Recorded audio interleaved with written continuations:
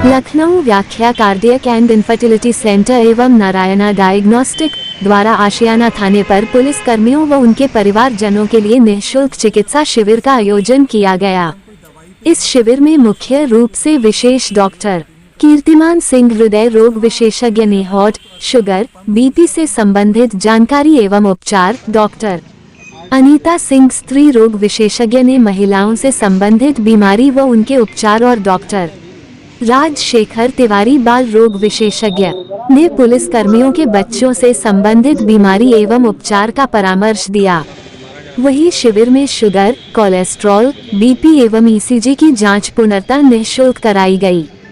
वहीं अनंत ने बताया कि आशियाना कोतवाली के प्रभारी छत्रपाल सिंह के सहयोग से पुलिस कर्मचारियों के लिए इस स्वास्थ्य शिविर का आयोजन किया गया, जिसमें थानाध्यक्ष छत्रपाल सिंह ने अपने व अपने परिवार के बच्चों समेत सभी लोगों की स्वास्थ्य जांच कराई।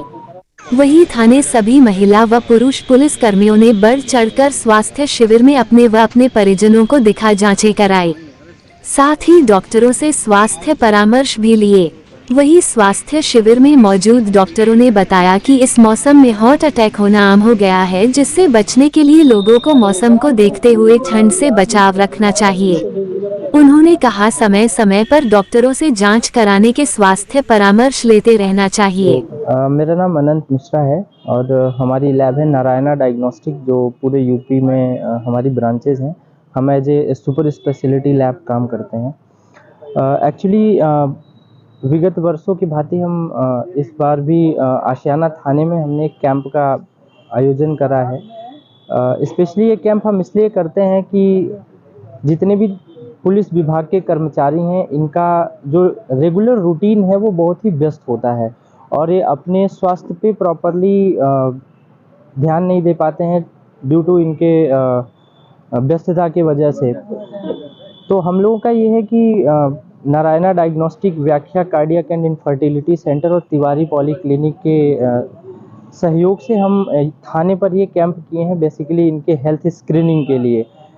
कि कई बार क्या होता है कि ये लोग अपने व्यस्तता के वजह से हॉस्पिटल्स तक नहीं विजिट कर पाते हैं, वो एक अच्छे डॉक्टर तक नहीं विजिट कर पाते हैं, तो उस केस में हम डायरेक्ट इनको यहीं पर ये सुविधा प्रोवाइड करा रहे हैं।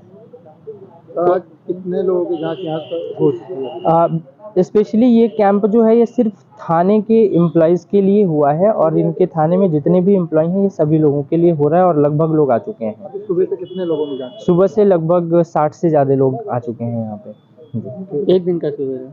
हाँ, एक दिन का शिविर है। नारायणा डायग्नोस्टिक और हमारा जो सेंटर है व्याख्या कार्डियक एंड इनफर्टिलिटी सेंटर जो है वो आशियाना के क्षेत्र में है और हम लोग यहाँ 2-3 साल से लगातार अपनी सेवाएं दे रहे हैं। मैं कार्डियोलॉजिस्ट हूँ, वाइफ IVF स्पेशलिस्ट हैं, डॉक्टर राजशेखर तिवारी हैं, इनका तिवारी पॉली क्लिनिक है और हम सब लोग मिलकर के काम करते हैं। ये पीडियाट्रिक स्पेशलिस्ट हैं, चाइल्ड स्पेशलिस्ट हैं। कैंप लगाने के पीछे जो है नारायणा का सहयोग रहा है, पूरा इनका अरेंजमेंट रहा है और उसका पीछे का पर्पज़ ये है कि हमारे जो पुलिसकर्मी हैं, बहुत समय से ये बात हम लोग विचार कर रहे थे कि जो पुलिसकर्मी हैं उनके पास समय नहीं होता है अक्सर हम लोगों के पास आने का, डॉक्टर्स के पास, क्योंकि इमरजेंसी उनकी रहती है। कई बार वो लोग आ नहीं पाते हैं, उनके परिवार के बहुत सारे लोग होते हैं, माता पिता हैं, पत्नी हैं, बच्चे हैं, जो लोग भी हैं। तो हम लोगों ने यही सोचा है कि हम लोग थानों पर जा कर के, मुख्यालय पे जा कर के और ऐसे लोग जो कि जैसे पत्रकार बंधु हैं या जो इस तरीके के जो समाज सेवा के क्षेत्र में जो लोग हैं उनको हम लोग उन तक रीच करें, अगर वो लोग हम तक नहीं पहुँच पा रहे हैं तो। क्योंकि हार्ट डिसीजेज जो हैं, कार्डियक डिसीजेस बहुत सारी बढ़ रही हैं। आपने भी सुना होगा कि हार्ट अटैक के मामले ठंड में बहुत बढ़ जाते हैं और उसका रीज़न सबसे बड़ा ये है कि ठंड के समय में एक तो पेशेंट में अवेयरनेस नहीं होती, पेशेंट को ब्लड प्रेशर, शुगर, जो रिस्क फैक्टर्स होते हैं उसके बारे में पता नहीं होता है, तो ठंड आते समय ये सारी बीमारियां और बढ़ जाती हैं। तो पूरा हम लोगों का जानकारी देने का एक सिर्फ हेल्थ कैंप का पर्पस पेशेंट देखना नहीं बल्कि जानकारी भी देना है, क्योंकि अगर एक व्यक्ति को जानकारी होगी, सही जानकारी जिसको कहते हैं, तो वो 4 व्यक्तियों को और जानकारी देगा। तो इसलिए हम लोगों ने यहाँ पे कैंप लगाया और यहाँ थानाध्यक्ष जी का बहुत अच्छा सहयोग रहा और उनके आशीर्वाद से और बाकी सब हम लोगों के सहयोग से बड़ा अच्छा कैंप हम लोग कर रहे हैं आज। अच्छा, जिस तरह से यहाँ पे हमने 7-8 पेशेंट देखे हैं। मेरे जो विभाग से हैं, स्त्री रोग विभाग से हूँ मैं और इनफर्टिलिटी स्पेशलिस्ट हूँ। मेनली यहाँ पे हमने 7-8 महिलाओं को चेक किया है और अधिकतरों में समस्या यही माहवारी से रिलेटेड या फिर कोई बच्चा प्लान करना चाह रहा है या थोड़ा बहुत वाइड डिस्चार्ज का इशू, यही सब मिला। अभी तो कितने लोग कितने लोग जांच हुई होगी? अभी 7-8 ही देखे हैं अभी मतलब मेरे विभाग वाले तो 7-8 ही थे। क्या कारण? कुछ में थोड़ा वजन ज़्यादा था, कुछ में जो है थोड़ा सा जैसे अभी ट्राई करना चाह रहे हैं बच्चे के लिए जो प्री कंसेप्शनल काउंसलिंग होता है, मतलब प्लान करने से पहले क्या ज़रूरी है वो सब उनको बताया गया है। और वाइड डिस्चार्ज इनको रिकरेंट हो रहा है तो उसका क्या कॉज हो सकते हैं, कैसे प्रिवेंट कर सकते हैं और जो ट्रीटमेंट है बेसिक वो उनको बताया गया। एक दिन की प्रिकॉशन ये जो आपने कैंप लगाया उसके बाद ट्रीटमेंट कैसे चलेगा, उसके बारे में क्या बता रहे हैं? उसके बारे में यही बताया है उनको 2-3 मिनट ट्राई करें, नहीं होता तो फिर आके मिलेंगे, सर उनको बताया गया। धन्यवाद सभी को। मैं बाल रोग विशेषज्ञ हूँ और यहाँ पे बेसिकली हमारा मकसद है अवेयरनेस और एजुकेशन के लिए। स्क्रीनिंग तो हम कर ही रहे हैं। ठंड में जो बीमारियाँ बच्चों में मिलती ज़्यादातर सांस और रेस्पिरेटरी, सर्दी खांसी बुखार जिसे हम जो होता है रेस्पिरेटरी सिम्टम्स, और एलर्जी वाले जो बच्चे होते हैं, अस्थमा वाले जो बच्चे होते हैं या स्किन में कोई एलर्जी हो, तो ये सारे केसेस काफ़ी ज़्यादा हो जाते हैं क्योंकि ड्राई हो जाता है काफ़ी एयर जो सराउंडिंग होती है, तो फ्लेयर अप काफ़ी हो जाता है। तो अचानक सांस में तेज से सांस लेना, निमोनिया हो जाना, तो हमें बेसिकली ठंड में बचाव करना है अपने आप को कि हम बाहर ना निकले, ज़्यादा धुएं या बाहर की चीज़ धुआं में ना निकले, मतलब पोल्यूशन को अवॉइड करें।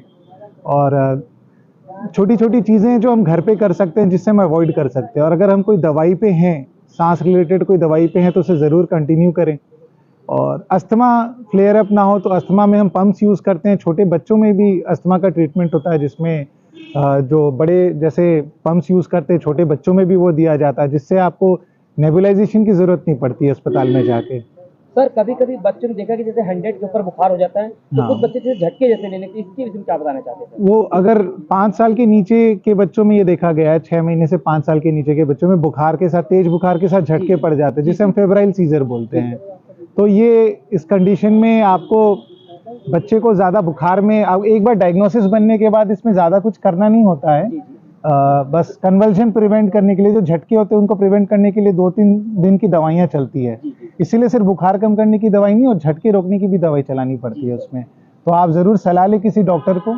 और इसमें भी कई प्रकार को 2-3 प्रकार के फेब्राइल सीजर होते हैं जिसमें कुछ मिर्गी जैसी भी कुछ होती हैं, तो उसमें बराबर झटकों की दवाई चलती है। तो इसमें सेल्फ मेडिकेशन ना करें, किसी बाल रोग विशेषज्ञ की सलाह ज़रूर लें। और ये बीमारी अपने आप ठीक हो जाती है, 5-6 साल तक ये बीमारी अपने आप ठीक हो जाती है।